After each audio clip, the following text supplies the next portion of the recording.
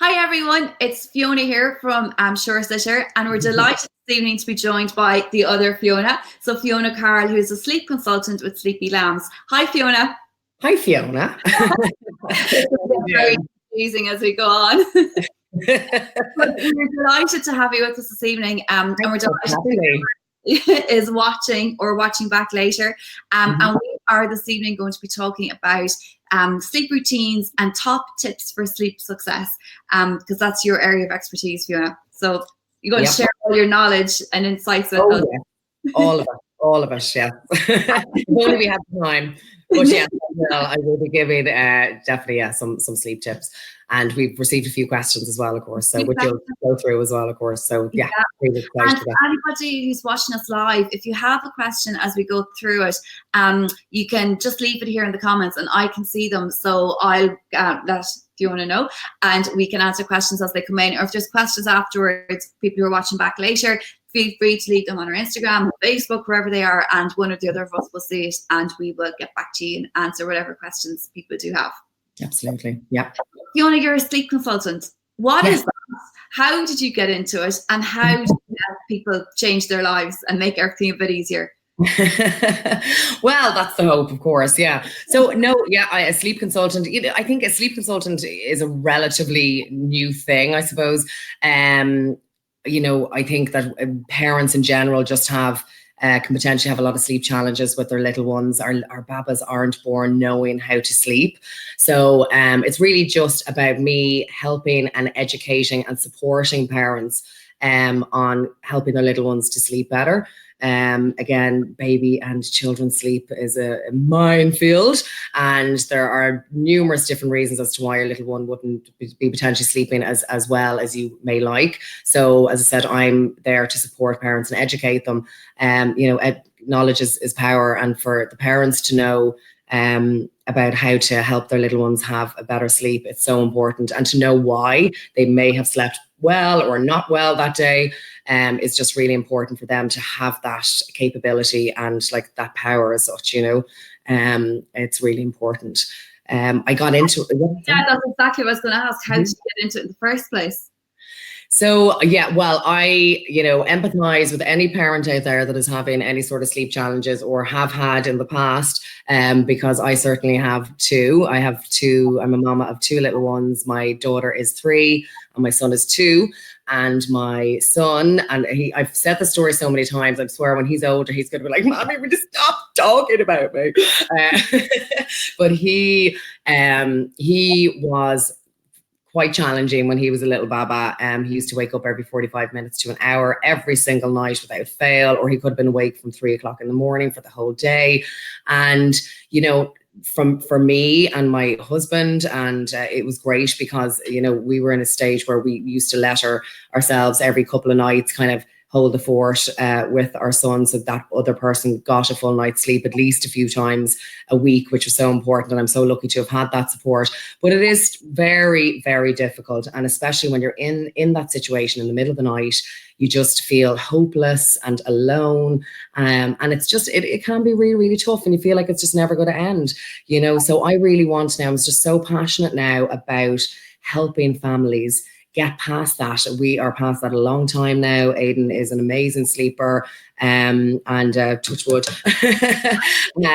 So we're lucky, we're lucky that we got through it, and is that there is help out there, and that's the main thing I want to always tell parents, is that you don't have to go through it alone, that there is help out there.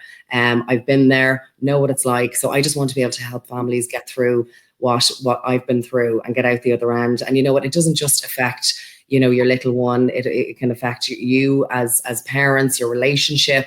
It can affect, the siblings, if your little one has any siblings. So it's just, sleep just in general is just so important that we, including us and our little ones, are getting enough. It's so important. And did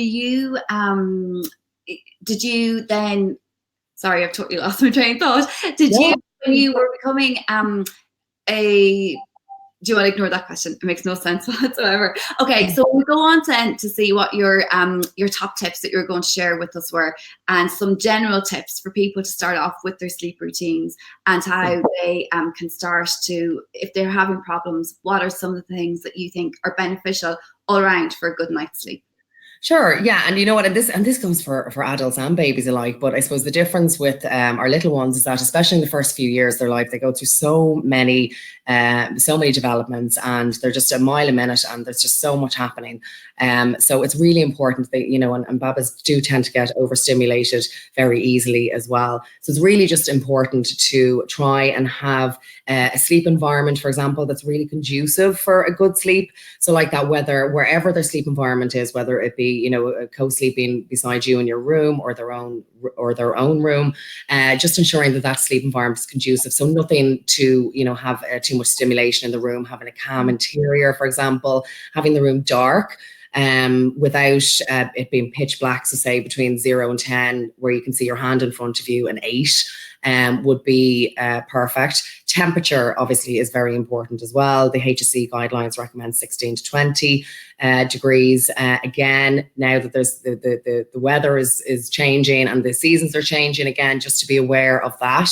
I'm always, just FYI, always putting up different tips, and I do blog posts for different you know, sleep challenges on my Facebook and my Instagram as well, and on my webpage. So like that again, and as if you're on my mailing list, you'll get them too. So as I said, always, if you have a certain, you know, challenge, you know, you can even just pop and look on and see.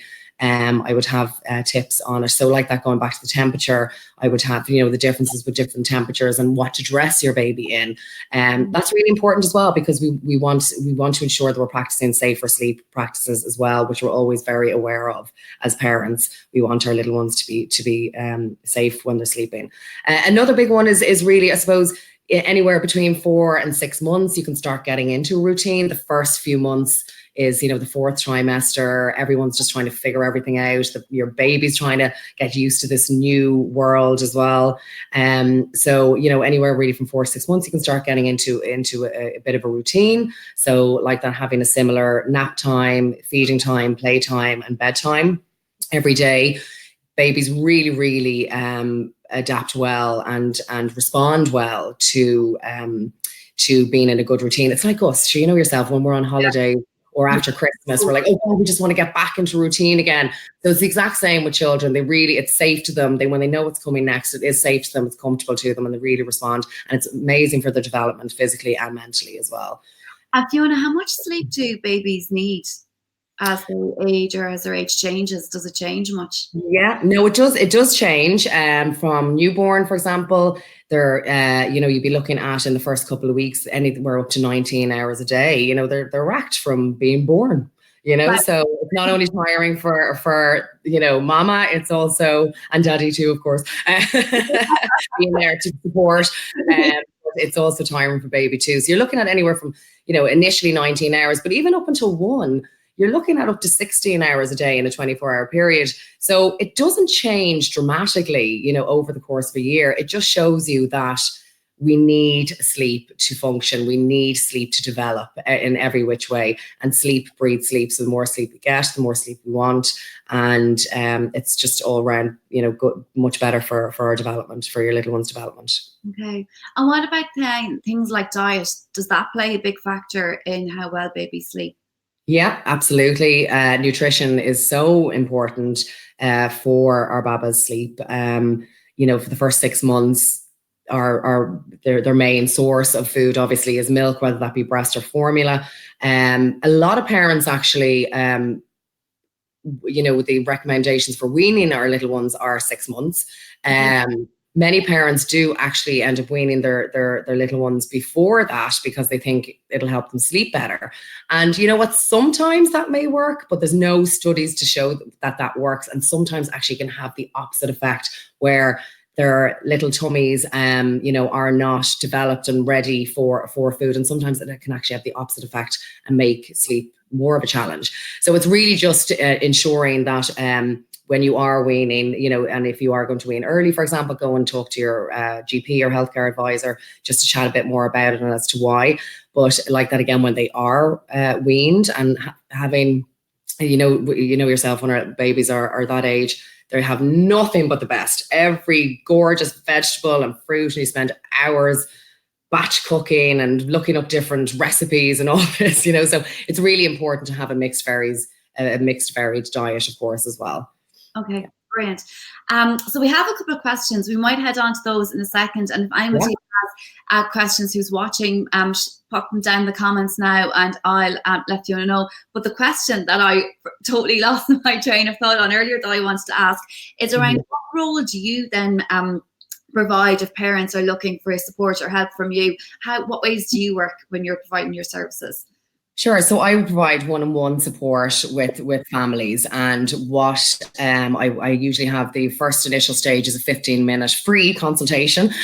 So just, parents may ring me and just, give me a little bit more info about the sleep challenge that they're seeing. But if they decide to go ahead with it, I offer different supports, so 3, 4, 6 weeks, again, dependent on the challenge as well, and dependent on your baba's temperament. But what I do is I review your daily routines, and I'll ask you to fill out a short questionnaire just to gain a bit more insight about your little one and your routines and temperament, because all of these things come into play. Your parenting preferences all definitely come into play. And what I would do is then I will put together a personalized, bespoke sleep plan for your little one. I will have suggestions that you can start implementing immediately. And like that, from there, we will have daily support via, an app or texts or emails. And then we will have then a call then once a week after that, just chatting about kind of what's working, what's not working, and next steps. So it's ongoing support throughout the whole time that we work together to ensure that you reach your goals that you want, Yeah. Sounds good. And like you're not moving in, sleeping in beside somebody for 3 weeks, not letting them go near their children during the night. It sounds a lot more manageable than that. Yeah, no, absolutely. And you know what? And there definitely are consultants out there that do that, but no, I don't do that. As I said, it's one-on-one support. But as I said, it's me educating the parents and letting them have the control over it, I suppose, that way. And like that again, everything is discussed, everything is agreed, everything is chatted. I would never expect anyone to do anything that they didn't want to do or didn't feel comfortable with or anything like that, as well. So so great. It's ongoing support. Yeah. That sounds fab. So we go on to some of the questions that came in. So the first one is from Kate, who has a 7-year-old who was a great sleeper, and now she has started coming into her parents' bed during the night, and they're looking for some tips or advice on what to do. Sure. So I think the main thing, and what I discuss with parents through my support, is the really important part of it is finding the root cause of the problem. We have so many different bits of information everywhere online. People are saying things, oh, if you tried this, if you tried that. So really what I focus on is really trying to find the root cause of the problem. So for example, for this particular scenario, is that your 7-year-old coming into your bed. What I try and engage first is if they were originally, which Kate said that she was sleeping better previously. Was there something that triggered this, so whether it be going on for a while now, or whether it's a recent thing. So, was there something like, starting back at school or just starting school? Was there an illness? Was there, a holiday? There's so many different things that can trigger something that if they were previously sleeping. The good thing about, with the 7-year-old is that you have much more capability and ability to communicate with them. Right. And that's also so important too. And communication is always a big thing as well. I would discuss with parents, but especially like that again, trying to talk to your little one away from the sleep environment and away from sleep. And when you're just kind of having a bit of crack at home, having a bit of playtime, or even over breakfast or something like that, trying to discuss and chat to them as to, why they believe or is there a reason as to why Are they having nightmares? Are they scared of something?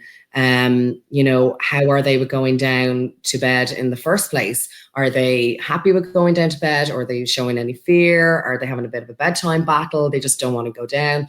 Are they getting enough sleep? For a 7-year-old, you'd be looking at anywhere between 9 and 12 hours in a 24-hour period. We would always try and get to the 12 hours. That would be ideal, but every child is different, of course, So like that, again, if around this time of the year, obviously a 7-year-old will be back in school about a month now. It's tiring. It is very tiring for them. So like that, are they getting enough sleep?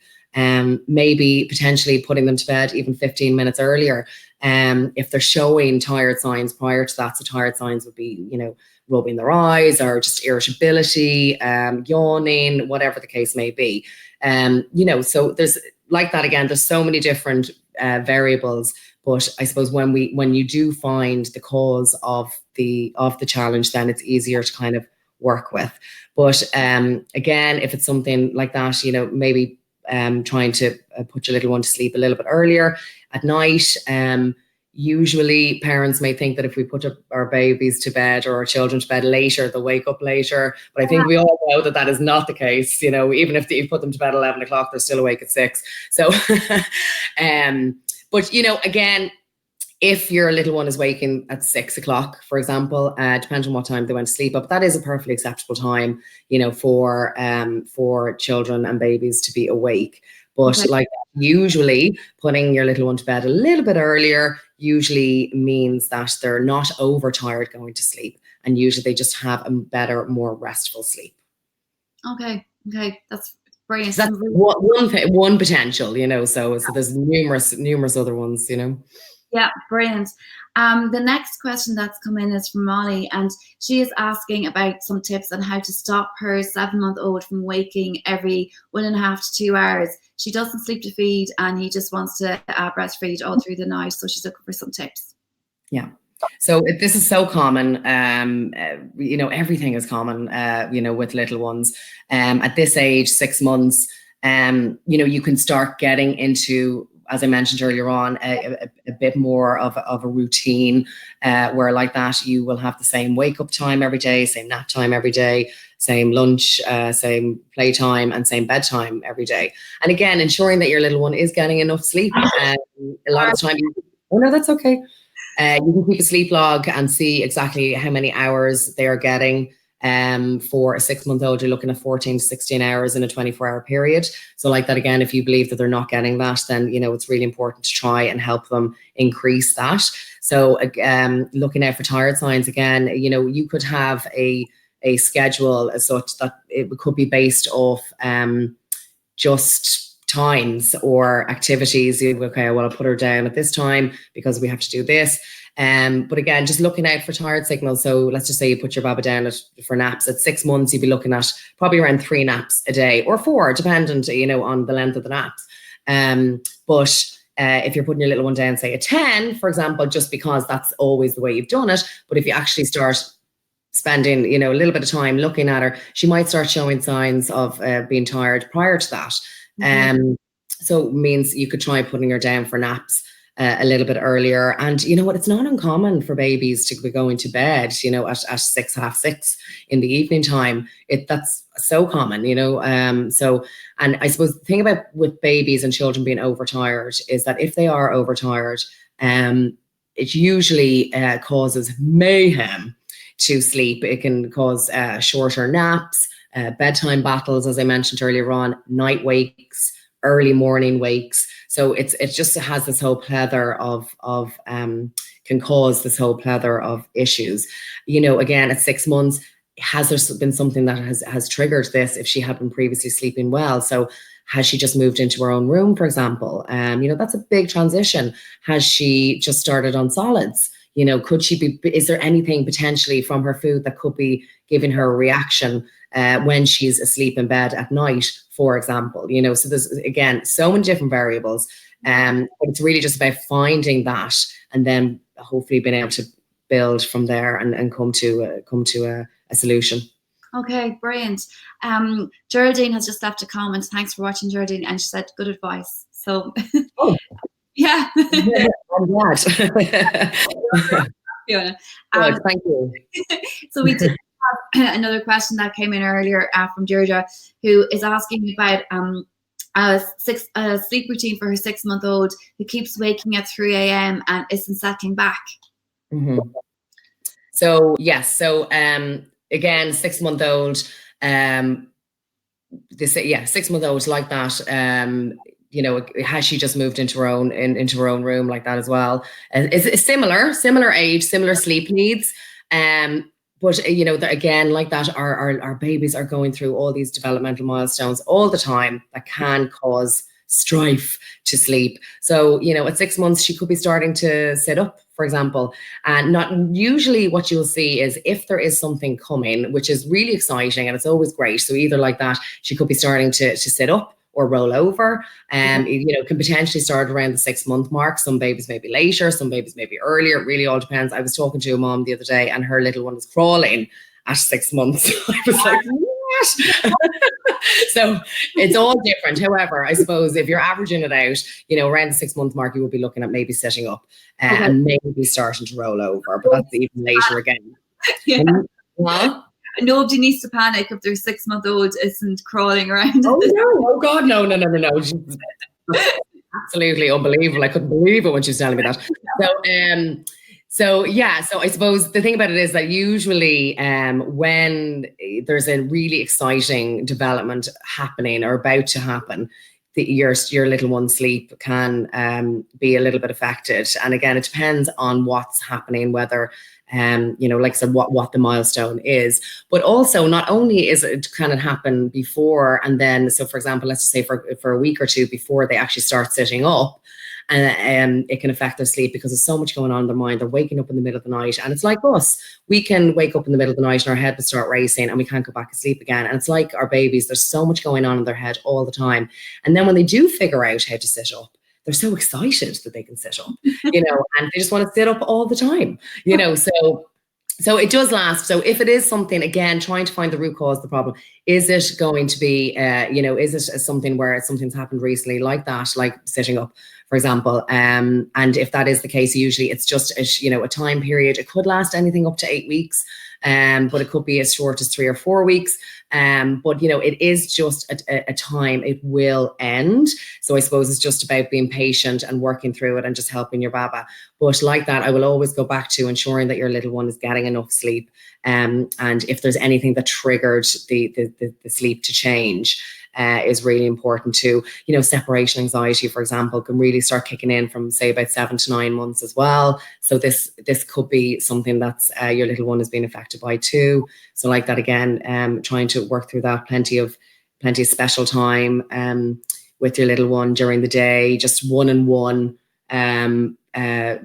communication. That could be, or just even just a little bit of time in our busy lives. It could be anywhere from 5 to 20 minutes. And you know what, this goes for all babies or children for whatever reason. Having that time where you're just sitting down with them and completely focused on them doing what they want to do, hopefully away from screen time or TVs or anything like that, where you're just reading a book, but you're just totally focused on them. So that's all really important as well, of course, so yeah. Fiona, we have another question come in, if that's okay. Yeah. Katie has said, hi ladies. Hi Katie. She's lovely. So a question about grow bags. She'll have them in a vest, baby grow, and 2.5 tog grow bag. But when he comes during the night, his ears and hands are freezing. Does he need a blanket too?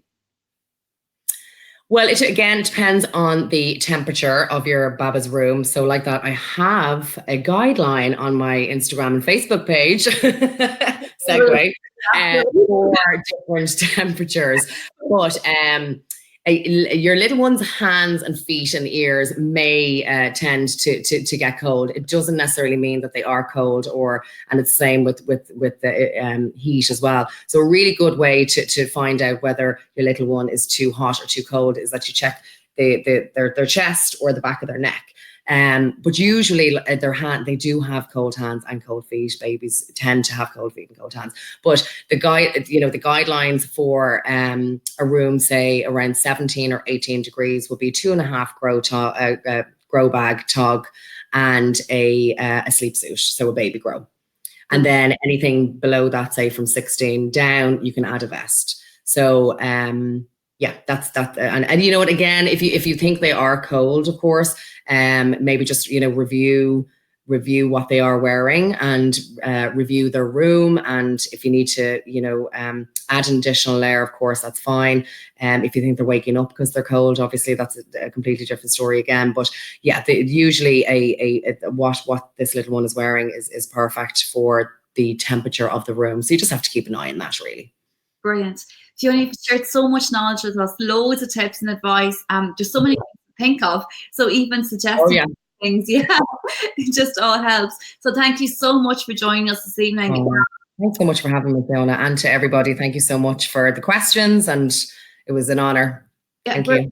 And if people want to get in touch with you, Fiona, is the best way. You're on Instagram, you're on Facebook. I'll link to both afterwards. And can they get in touch with you that way and through your website? Is that the best? Yeah, absolutely. So I'm on Facebook and Instagram as Fiona Carroll Sleepy Lambs.